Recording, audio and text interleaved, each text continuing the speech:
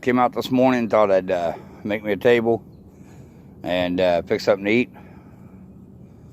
So this is basically what we got going on. It's good enough to keep all my camp kitchen stuff. So we'll kneel down a little bit. So you see back here, I left my 2 support poles. Gave them plenty of support over here, so they go over halfway over the log. For this one, I left 2 little nubs, kind of lock in a little bit, just a natural lock in, nothing major. It's not going to hold being pushed around, but it'll keep the sticks from rolling off. So I basically just took and cut some sticks, the size, so it could cover the area, make a tabletop. Use 2 Y sticks,